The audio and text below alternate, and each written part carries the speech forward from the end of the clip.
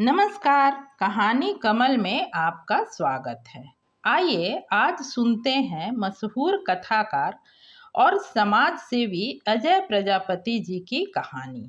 कहानी शुरू करने से पहले एक बात कहना चाहूँगी, किसी भी कहानी की आत्मा या सार कह लीजिए कहानी के अंतिम भाग में ही होता है।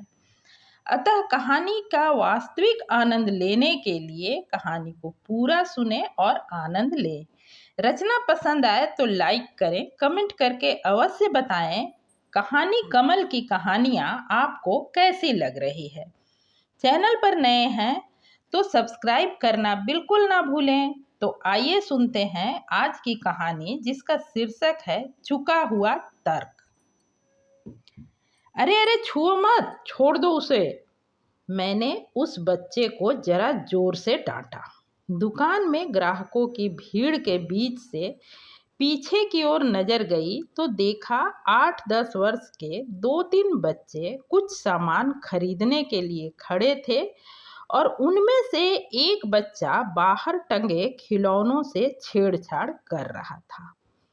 मन में आशंका उत्पन्न हुई, एक आध निकाल ले तो पता भी न चलेगा।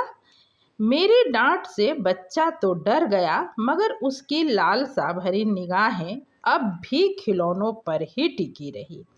उसका बस चलता तो शायद सारे के सारा ही समेट लेता। बच्चे को डांटकर मैं अपने ग्राहकों में व्यस्त हो गया। आज भीड़ भाड़ कुछ ज्यादा ही थी।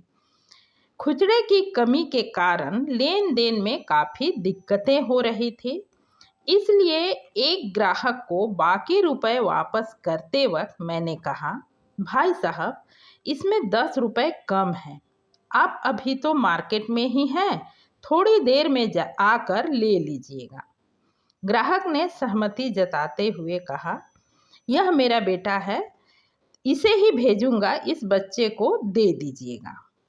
उस बच्चे को बिना ध्यान से देखे मैं ठीक है कहकर अन्य ग्राहकों में व्यस्त हो गया। पास ही खड़े मेरे मित्र ने भीड़ थोड़ी कम होने पर मुझसे कहा, तुमको उस बच्चे को इतनी जोर से नहीं डांटना चाहिए था, देखा नहीं उसका मुंह कैसे उतर गया था। मैंने अप्रसन्नता जाहिर करते हुए कहा, और अगर चुपके से एक आध खिलौना अपनी जेब में रख लेता तो? तुम जानते नहीं हो बच्चे चूना लगाने में कितने उस्ताद होते हैं। अपने दोस्त को बच्चों में पाई जाने वाली चोरी और बेईमानी की आदत के विषय में और भी बहुत कुछ कह पाता, उससे पहले ही मेरा ध्यान भंग हुआ। अंकल जी मेरा रुपया दे दीजिए। ओहो हाँ, तुम्हारे रुपए, कहते हुए मैंने गल्ले में से 10 का नोट निकाल उस बच्चे की ओर बढ़ाया। कुछ क्षण अबूझ स्थिति में खड़ा रहने के बाद बच्चे ने बड़े भोले अंदाज में कहा, अंकल जी मुझे तो सिर्फ 1 रुपया चाहिए, आप मुझे 10 रुपए क्यों दे रहे हैं? मैंने अकबका कर बच्चे की ओर ध्यान से देखा। अरे यह तो वह बच्चा नहीं है जिसे मुझे 10 रुपए देने हैं, यह तो दूसरा बच्चा है जिसे मैंने पिछले दिन यह कहते हुए टाल दिया था कि अभी 1 रुपया नहीं है, बाद में आकर ले जाना। मैंने 10 का नोट झपट कर वापस लिया और उसकी ओर 1 रुपए का सिक्का बढ़ा दिया। बच्चा अपना रुपया लेकर वापस चला गया, मगर मैं सकते की हालत में खड़ा रह गया।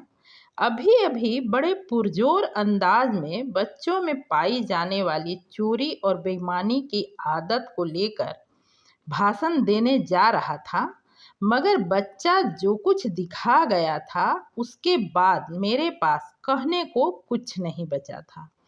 मेरे सारे तर्क चूक गए थे। मैं अपने आप को अपराधी सा महसूस कर रहा था और मेरा दोस्त मेरी दशा पर मंद मंद मुस्कुरा रहा था। समाप्त। कहानी पसंद आई हो तो लाइक कमेंट जरूर करें, सब्सक्राइब करना बिल्कुल ना भूलें। पूरी कहानी सुनने के लिए हार्दिक धन्यवाद।